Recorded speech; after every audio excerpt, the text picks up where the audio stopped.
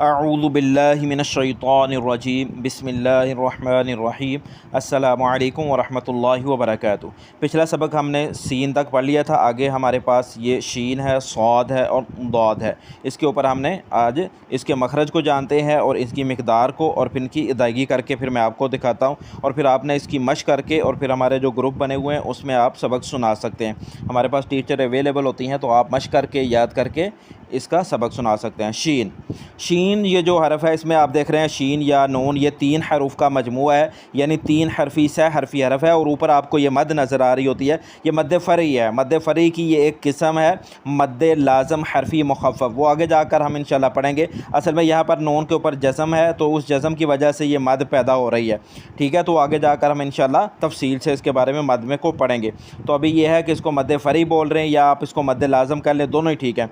शीन में ये होता है कि शीन में सिफ़त तफ़शी पाई जाती है। तफ़शी यानी तफ़शी का मतलब होता है आवाज़ का फैलना। जब मुंह के अंदर आवाज़ फैलती है तो ये शीन अदा होता है। शीन अदा करते हुए हम होता क्या है, ये हमारी जो ज़बान का दरमियान होता है, वसतुल लिसान, फ़र्ज़ करिए ये हमारी ज़बान है। ज़बान का जो दरमियान होता है, ये ऊपर जाके शजरे फ़म उसको कहते हैं, जो हमारा ऐसे करके अंदर गारनमा मुँह के अंदर जो हिस्सा होता है, तो ये दरमियान का किनारा बिलमुकाबल बिल्कुल ऊपर होता है, जो तालू के ऊपर, वहाँ पर जाके हमारी ज़ुबान का दरमियान लगता है, और फिर इसको आवाज़ के फैलाव के साथ फिर हमने इसको अदा करना होता है। फ़र्ज़ करें जब हमारे घर में कोई बिल्ली आ जाती है, तो बिल्ली जब बर्तनों को अचानक मुँह लगा देती है, तो आप उसको कैसी आवाज़ के साथ उसको भगाने की कोशिश करते हैं, तो जो आवाज़ आती है श, ये वाला असल में शीन का मखरज है। ठीक है, तो इसको 3 से 5, ये मद की वजह से इसको फिर हमने 3 से 5 अलिफ़ लंबा करके पढ़ना है। फ़र्ज़ करें हमारे पास ये 1 अलिफ़ है,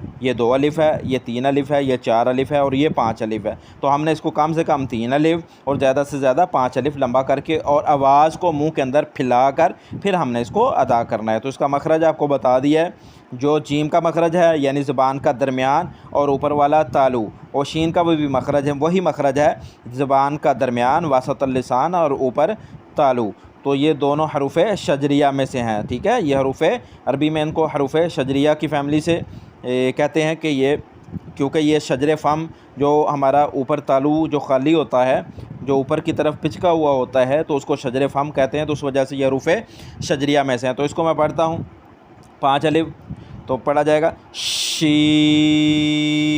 शीन में आवाज़ नाक में नहीं जानी चाहिए। शीन शीन शीन। आगे हमारे पास है सौद। सौद सीटी वाला हरफ है। जिस तरह ज़ा और सीन में हम पढ़ चुके हैं कि ये दोनों पे सिफ़त सफ़ीर इनकी दोनों की सिफ़त है, यानी सिफ़त सफ़ीर सीटी इनकी सिफ़त है। तो ज़ा पे भी सीटी की आवाज़ निकलती थी, सीन पे भी इस तरह, सौद पे भी सीटी की आवाज़ निकलेगी, लेकिन सौद के ऊपर सीटी की आवाज़ मोटी निकलती है। मोटी सीटी से हम इसको अदा करते हैं। ठीक है, तो इसकी सीटी की आवाज़ कैसे निकलती है, जिस तरह फ़र्ज़ करें आपने देखा होगा कि जब प्रेशर कुकर में आप खाना बनाते हैं, तो उसके अंदर जब गैस हवा का दबाव बन जाता है, तो आप वेट अचानक से ऊपर वेट उठाते हैं, तो क्या होता है, तो सीटी की आवाज़ पैदा होती है। इस तरह हमने भी ज़ुबान के दबाव के साथ और हवा के दबाव के साथ सौद को पढ़ते हुए, सीन को और ज़ा को पढ़ते हुए सख्ती के साथ सीटी की आवाज़ को पैदा करना होता है। तो ये इनकी सिफ़त है। ठीक है, तो ये सौद का मखरज क्या है, सौद का मखरज ये है कि जब हमारे ऊपर वाले, फ़र्ज़ करें ये हमारे ऊपर वाले दांत हैं, ये हमारे नीचे वाले दांत हैं, तो ऊपर और नीचे वाले दांतों का जो अंदरूनी किनारा होता है, उसके सामने जब हम ज़ुबान को लेके आते हैं,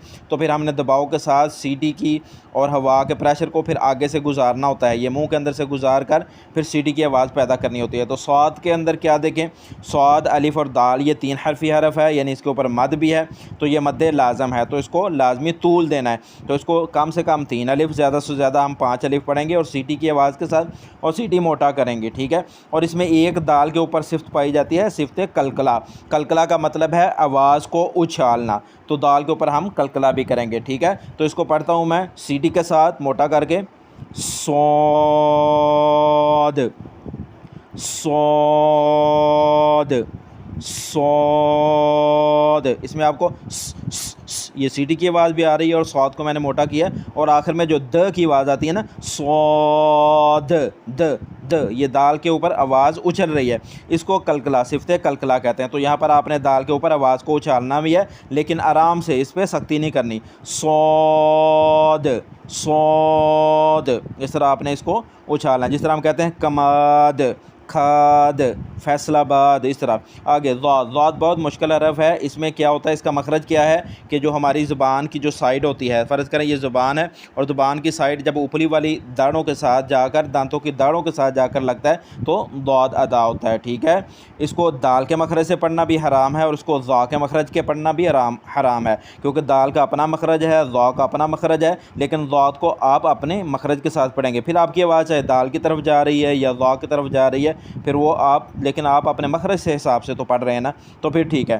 तो ज़ाद में दाद, अलिफ और दाल, ये 3 हरफी हरफ है, ऊपर मद है, तो इसको भी मद की वजह से, मद फ़री, वो मद जो किसी सबब की वजह से पैदा हो रही होती है, तो मद को हमने 3 से 5 अलिफ लंबा करना है, तो इसको हमने 3 से 5 अलिफ ज़ाद को लंबा करेंगे। और दाल के ऊपर यहाँ पर जज़म है और यहाँ पर क्या है, सिफ्ते कलकला पैदा हो रही है, और यहाँ पर हमने दाल के ऊपर उछाल पैदा करना है, द की आवाज़ निकालनी है, द द द, ये जो आवाज़ है ना, द द, ये असल में कलकला है। तो इसको पढ़ते हैं, मखरज के साथ पढ़ते हैं। ये हरूफ हाफिया में से है, ये ज़ुबान के हाफ़ा से अदा होता है, तो ये हरफ हरूफ हाफिया की फ़ैमिली में से है और ये एक ही हरफ है। और ज़ा, सीन और सौद, ये हरूफ सफ़ीरिया यानी सिटी वाले हरूफ की फ़ैमिली में से है। और शीन जो है, शीन और जीम और ये या जो है, ये आगे जाके पढ़ेंगे, ये हरूफ शजरिया की फ़ैमिली में से हैं। तो दाद को पढ़ते हैं, इसको 3 से 5 अलिफ, तो आपने देखना है ज़ाद,